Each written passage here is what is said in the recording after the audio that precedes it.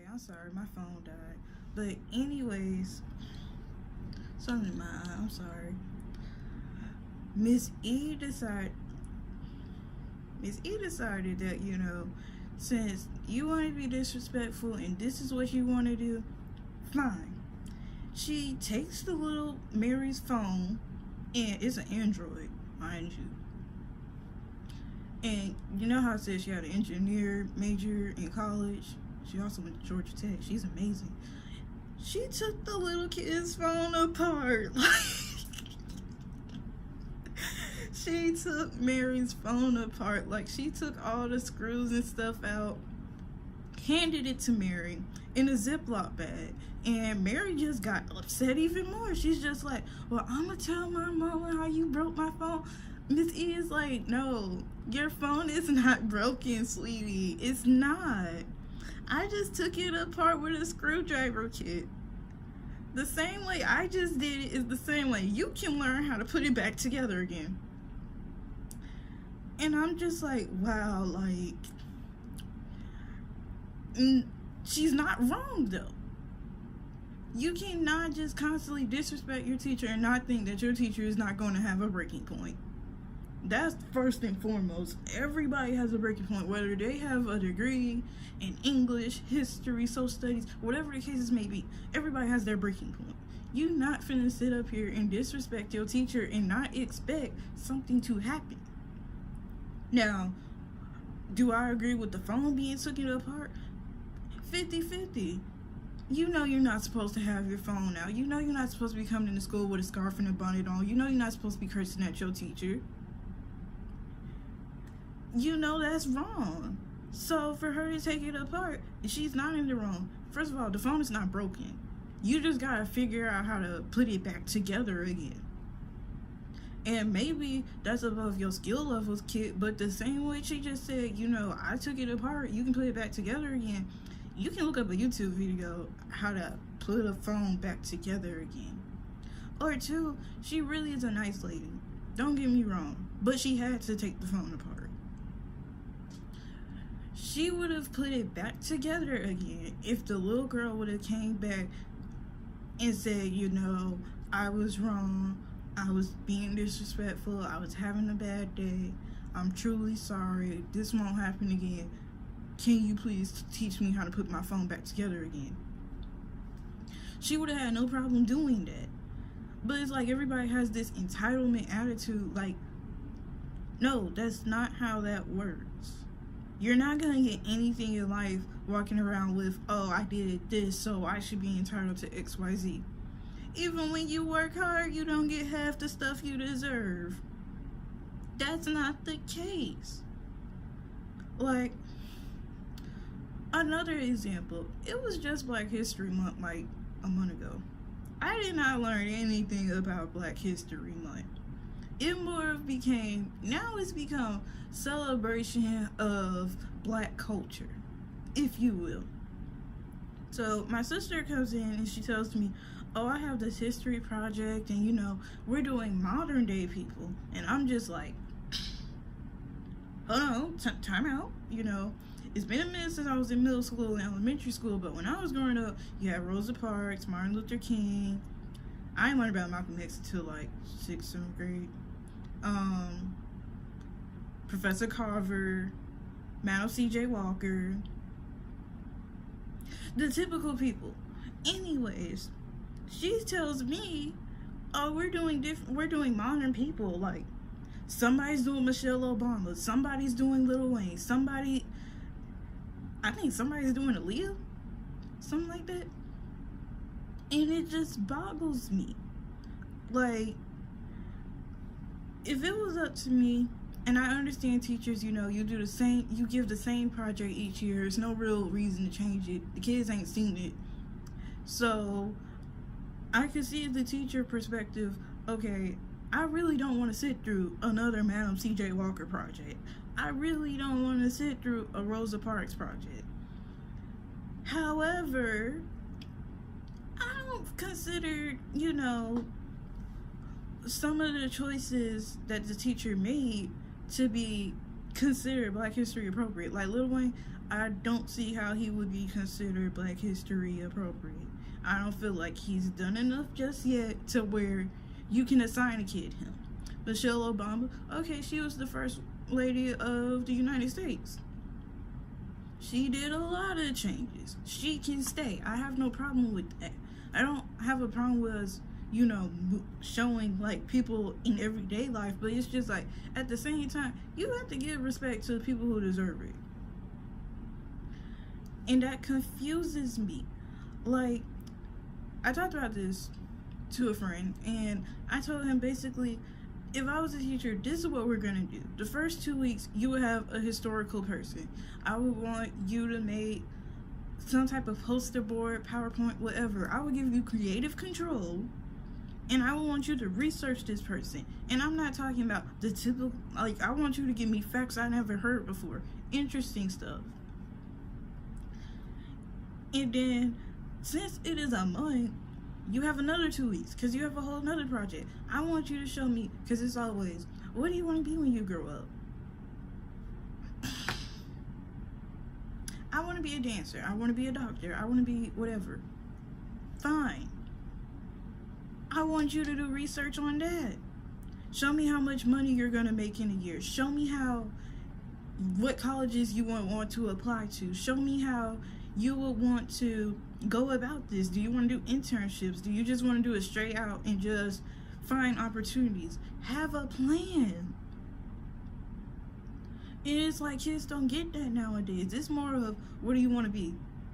Oh, that's cool, that's cute. She wants to be such and such. How you gonna be such and such without a plan? And that's what there is a lack of. It's a lack of planning, it's a lack of respect, and then everybody just wants to get mad. Like, everybody just, it's ridiculous. It's always yelling and cursing. That's all there is, just yelling and cursing. And I'm just like, I don't get it. I don't understand. Why is there so much yelling and cursing? Yelling and cursing does not get your point across.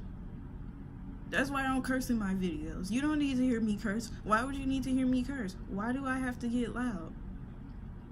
We can have a normal conversation without the cursing and yelling.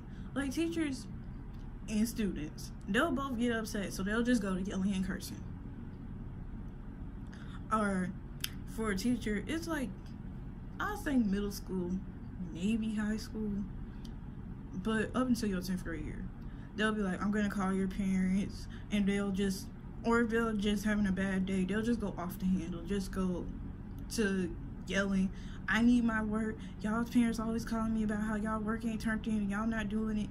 And then on the flip side, students, I can't stand such and such, she always doing this, she always giving too much work. No, honey, you are doing too little and you're mad that you can't handle the load. Like, I don't get how you think because you are such age and because you feel like you have a title, then you should be highly respected. You cannot do that. You cannot walk in as a teacher and have this entitled attitude. Because I am a teacher, you need to respect me to like a godly level. Granted, I'm not saying disrespect your teachers. I'm never going to tell you that. You don't need to disrespect adults. But at the same time, adults don't need to be disrespecting you. You can respectfully tell a teacher that you are not allowed to talk to me any old type of way. However, if you're going to do it, I'm telling you, please do it respectfully. Please do it respectfully. And on top of that, I need you to tell your parents. Because the same way you go and tell your parents, she don't like me, she making stuff up, she lying on me. If the teacher has proof of otherwise, do you really think you're going to win that case? No, that's not how that works. Because the teacher can flip around and say, oh, she was being disrespectful to me and I do not appreciate it. You can have a normal conversation with your teacher outside of the class, after class, whatever. Don't make a big scene, because then they're going to feel inclined like, oh, you're trying to disrespect me. And it's not so, like, again, I'm not trying to blame anybody. I'm not trying to blame parents. I'm not trying to blame music. But as a community, we need to really step things up. Like, it is getting ridiculously out of control. I see videos of students running around with a teacher wig. They done snatched it off the teacher, or they done broke into a fight with their teacher, or a fight just breaks out, period. You cannot fight everybody. Like, that's a whole nother story. Like, that's a whole nother video within itself. You cannot fight everybody. You cannot be the Debo of your school. There is always going to be somebody smarter, faster, bigger, stronger, somewhere, somehow. You just haven't ran into them yet. But eventually you will. Like, when you do stupidity, it becomes your reputation.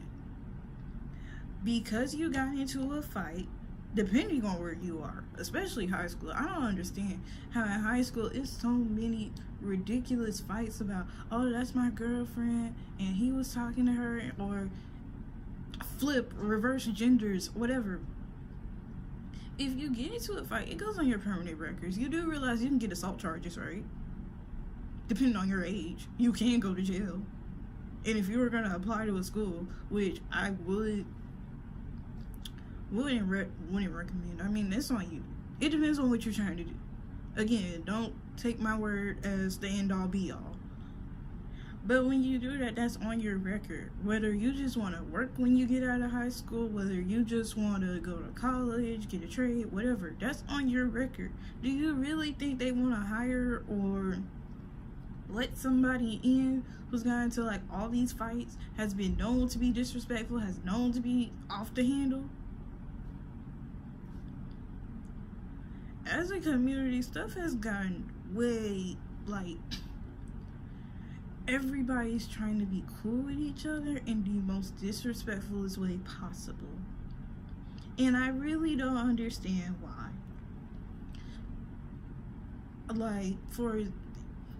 Like, you have teachers trying to be cool with kids, parents trying to be cool with kids, and I'm just like, there is a level, there is a difference.